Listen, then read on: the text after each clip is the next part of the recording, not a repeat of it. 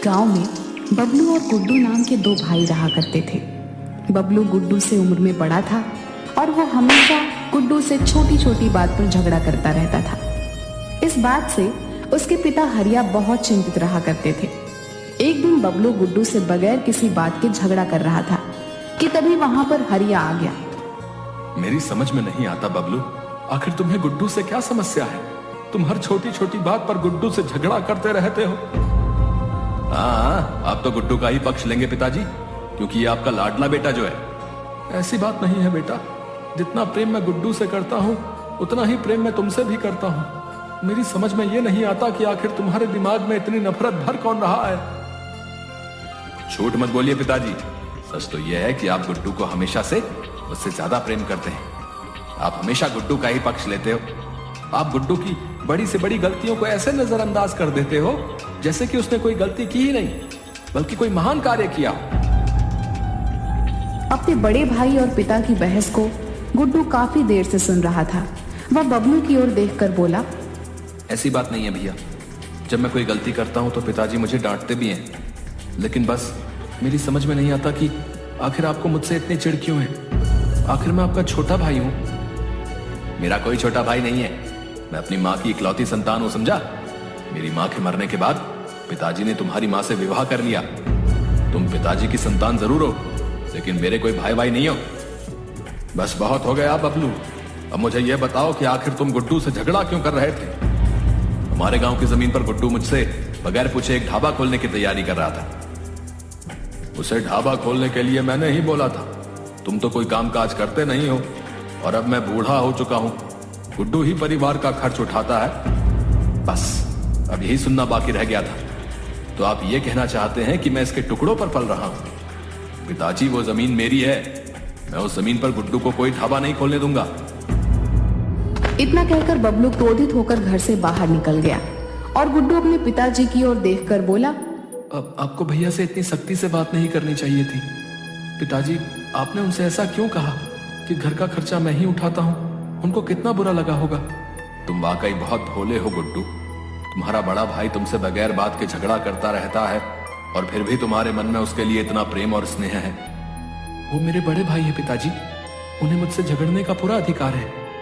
भैया मन के इतने बुरे भी नहीं है पिताजी, उन्हें जरूर कोई मेरे खिलाफ और आपके खिलाफ भड़काता रहता है। मुझे याद है बचपन में जब मैं दूसरी कक्षा में था और भैया 5वीं कक्षा में थे, भैया मुझे कितने प्रेम से मेरी उंगली पकड़कर मुझे विद्यालय ले जाया करते थे। मुझे तुम पर गर्व है बेटा कि मुझे तुम्हारे जैसी संतान मिली। इतना कहकर हरिया ने गुड्डू को गले से लगा लिया। उधर बबलू क्रोधित होकर सीधा गांव के व्यक्ति रोशन के पास पहुंच गया। रोशन एक कपटी व्यक्ति था जो अंदर ही अंदर हरिया से बहुत जलता था। वो काफी वर्षों से बबलू के कान भर रहा था। बबलू को अपनी तरफ आते देख रोशन मुस्कुराता हुआ बोला, क्या बात है बबलू, लगता है अपने छोटे भाई गुड्डू से फिर से झगड़ा करके आए हो तुम। अब तो हद पार हो गई है रोशन चाचा। आज तो मेरे पिताजी ने यह तक बोल दिया कि परिवार का खर्चा भी गुड्डू ही उठाता है, मानो कि मैं कुछ करता ही नहीं। अरे तुम्हारे पिताजी ने तुम्हें साफ साफ समझा दिया कि तुम गुड्डू के टुकड़ों पर ही पल रहे हो। तुम उन दोनों के लिए बोझ हो। मैं अब इस गांव में नहीं रहूंगा रोशन चाचा, मैं अपने परिवार को छोड़कर हमेशा के लिए चला जाऊंगा। अरे ऐसी गलती मत करना बबलू, अगर तुमने ऐसा किया तो गुड्डू अपने मकसद में कामयाब हो जाएगा। समझो, वो तुम्हारे पिताजी की सारी संपत्ति पर कब्जा कर लेगा। मत भूलो, हरिया की संपत्ति के असली वारिस तुम हो, ना कि वो गुड्डू। तुम्हारे पिताजी ने सबसे पहले तुम्हारी माँ से विवाह किया था भाई। आखिर पिताजी ने दूसरा विवाह क्यों किया? तुम्हारे पिताजी एक बहुत ही कठोर स्वभाव के व्यक्ति थे, एक नंबर के चरित्रहीन थे। तुम्हारी माँ जब जीवित थी तो वो हरिया के स्वभाव से बहुत चिंतित रहती थी, और इसी चिंता में वो स्वर्ग सिधार गई। तुम्हारे पिताजी शायद इसी दिन का इंतजार कर रहे थे। कुछ ही दिन बाद उन्होंने गुड्डू की माँ से विवाह कर लिया, जिनका देहांत अभी 2-3 साल पहले ही हुआ है। तो फिर आप ही बताइए रोशन चाचा कि मैं क्या करूं? हरिया के जो वकील हैं वो मेरे बहुत अच्छे मित्र हैं। अभी कुछ दिन पहले ही हरिया अपने वकील के पास वसीयत बनवाने के लिए गए हुए थे। ये बात मुझे वकील ने ही बताई, और जानते हो उन्होंने अपनी सारी संपत्ति किसके नाम करवाई है? किसके नाम रोशन चाचा? उन्होंने अपनी सारी संपत्ति गुड्डू के नाम कर दी है भैया। ये बात मुझे उनके वकील ने ही बताई। अगर तुम्हें मेरी बात पर विश्वास न हो तो तुम स्वयं जाकर वकील से पूछताछ कर सकते हो। अगर ऐसी बात है रोशन चाचा, तो फिर मैं गुड्डू को छोड़ूंगा नहीं। ऐसी गलती भूल कर भी मत करना। मेरे पास एक और उपाय भी है। कैसा उपाय रोशन चाचा? मैं तुमसे अभी कुछ देर पहले कह रहा था कि वो वकील मेरा बहुत अच्छा मित्र है। वो मेरे कहने पर वसीयत तुम्हारे नाम पलट देगा। पर इस बात का पता हरिया को कभी नहीं चल पाएगा।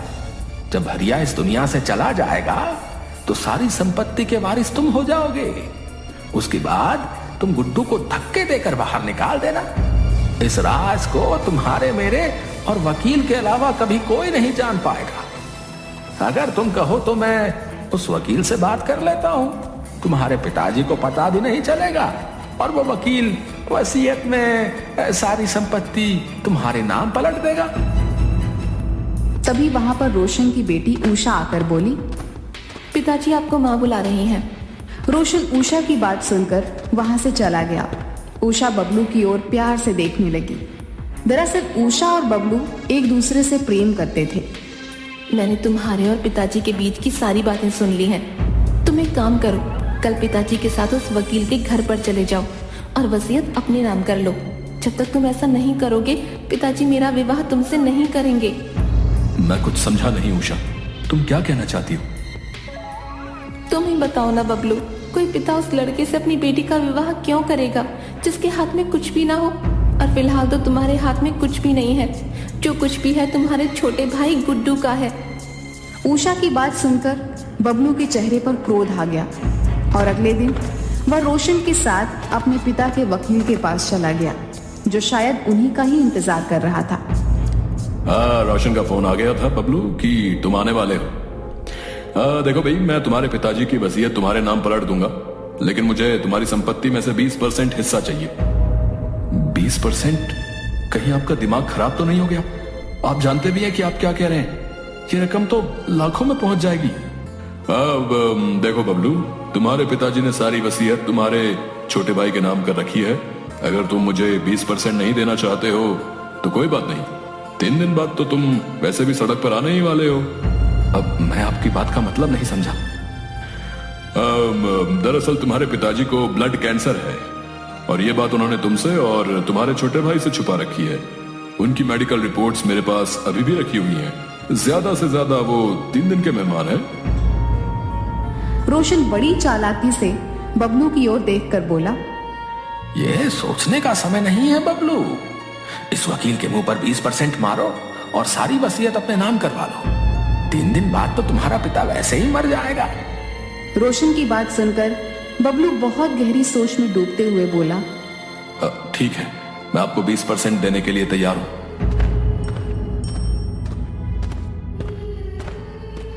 तो यहां अपना अंगूठा लगा दो और टेंशन फ्री होकर अपने घर चले जाओ, ठीक है? वसीयत तुम्हारे पिताजी के मरने के बाद ही सुनाई जाएगी। बबलू अंगूठा लगाकर रोशन के साथ लौट आया और 3 या 4 दिन के बाद अचानक हरिया की तबीयत बिगड़ गई और उनकी मौत हो गई। गुड्डू फूट फूट कर रोने लगा।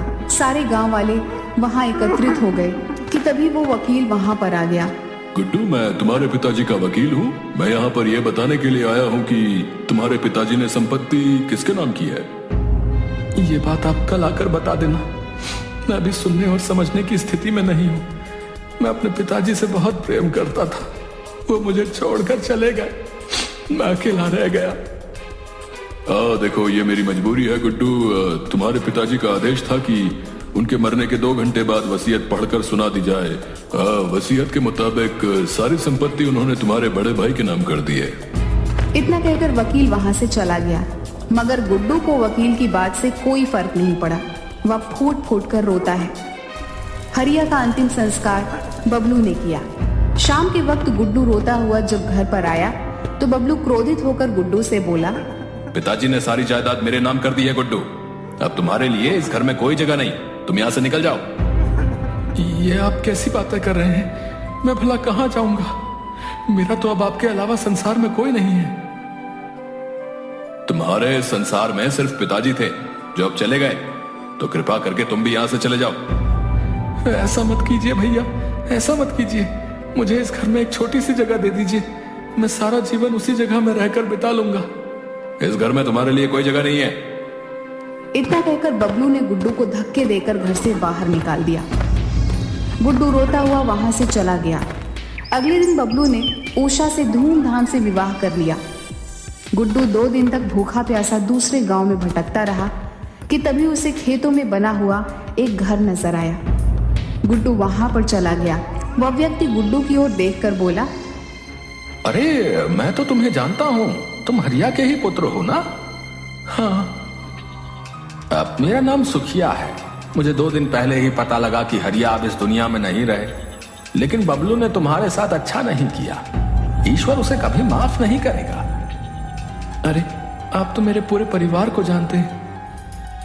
इस घर को और इस खेत को देख रहे हो, यह घर तुम्हारे पिताजी का ही दिया हुआ है। हम सब तो सड़कों पर मारे मारे फिर रहे थे, तुम्हारे पिताजी ने ही हमें सहारा दिया। आज से इस घर और इस खेत के वारिस तुम हो। उस दिन के बाद से उसी घर में गुड्डू रहने लगा। वह दिन भर खेतों से मेहनत करके आता और शाम के वक्त घर पर सो जाता।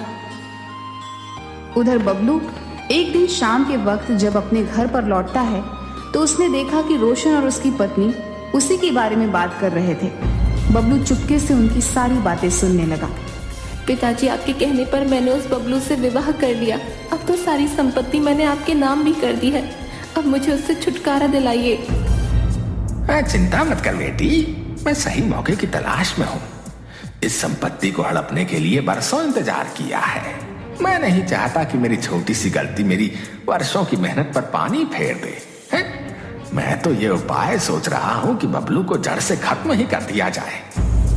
यह सुनकर बबलू बुरी तरीके से आश्चर्य में पड़ गया और क्रोधित होकर सीधा रोशन के सामने आकर बोला, मुझे तुमसे ये उम्मीद नहीं थी रोशन। तो इसका मतलब पिताजी सही कहते थे। तुम हमेशा मेरे परिवार के खिलाफ मेरे कान भरते रहते थे। और उषा, तुम तो मेरी पत्नी हो।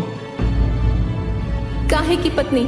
मैंने सिर्फ पिताजी के कहने पर तुमसे विवाह किया है। निकल जाओ यहाँ से, इससे पहले कि मैं तुम्हें धक्के देकर बाहर निकाल दूं। ये घर मेरा है नहीं, तुम्हारा था। तुम्हें शायद याद नहीं कि तुमने उस वकील के यहाँ पर अंगूठा भी लगाया था और जायदाद हथिया ली थी। उसी वकील ने वसीयत पर तुम्हारा नाम नहीं बल्कि मेरा नाम लिखा था। रोशन और उसकी पत्नी उषा ने बबलू को धक्के देकर घर से बाहर निकाल दिया। नंदी पछतावे के आंसू लिए हुए वहां से चला गया। उसे अपने पिताजी और छोटे भाई की बहुत याद आने लगी।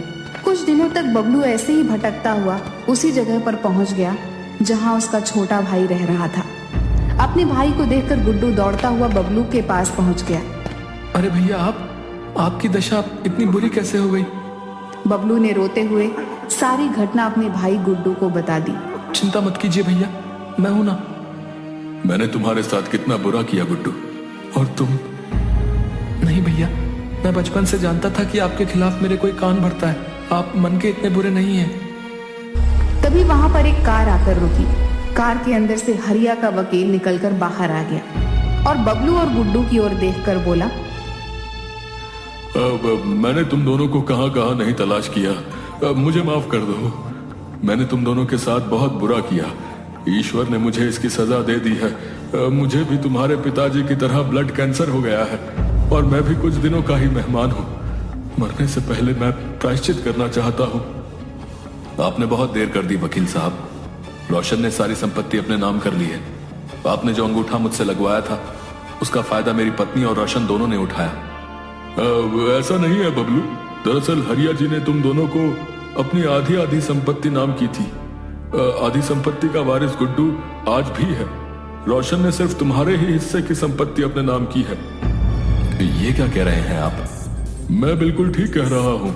बचपन से ही तुम्हारे पिताजी और छोटे भाई के खिलाफ तुम्हें भड़काता रहा, यहाँ तक कि उसने अपनी बेटी का विवाह भी तुम्हारा विश्वास जीतने के लिए कर दिया।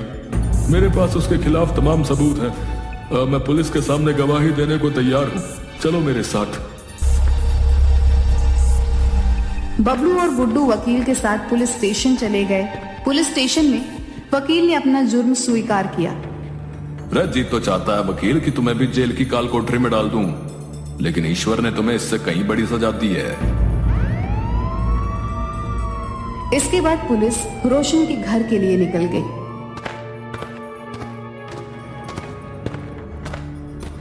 रे पकड़ लो हवलदार ने। अरे अरे अरे ऐसे कैसे घुसे जा रहे हो? अरे क्या गुंडागर्दी है भाई? अरे गुंडागर्दी तो अब हम दिखाएंगे कैसी होती है। अरे थाने ले चलो इन दोनों को। अरे साहब बताइए तो सही क्या बात है? अगर हमसे कोई गलती हो गई है तो ले दे के रफा दफा करते हैं ना, इतनी तकलीफ ना लीजिए आप। एक कौन ड्यूटी ऑफिसर को रिश्वत देता है? रुक तू, तेरे पे ऐसी धारा लगाऊंगा कि देखते हैं कि कैसे बाहर निकलता है। अरे रुक तू। पापा ये सब क्या हो रहा है और मेरे पापा को कहाँ ले जा रहे हो? मैं बताऊं कहां ले जा रहे हैं? तुम्हें तुम्हारे असली ससुराल, वहीं बैठकर बर्बाद करना तुम लोगों की जिंदगी। वकील जी, आपने अपना सारा जुर्म कबूल कर लिया है, अब तुम्हारी बारी। जाओ अब निकलो यहां से। सही कहा है किसी ने, जैसा करोगे वैसा भरोगे। तुम अपना मुंह बंद करो, समझे? मैंने कुछ नहीं बोला। रे चलो अब, सारी बातें यही करनी है क्या देवी? कुछ बातें थाने के लिए भी छोड़ दो। अरे ले चलो इन्हें। मेरे लिए फीमेल कांस्टेबल लाओ पहले, फिर यहाँ आना। उसका भी पूरा इंतजाम है। गाड़ी में सीसीटीवी कैमरा लगे हुए हैं, लाइव रिपोर्टिंग की जा रही है हेडक्वार्टर में। अब तो चल सकती हो ना? रे ले चलो इन्हें। इतना कहकर इंस्पेक्टर ने रोशन और उसकी बेटी को गिरफ्तार करके जेल में भेज दिया। बबलू और गुड्डू सगे भाइयों की तरह आपस में फिर से रहने लगे।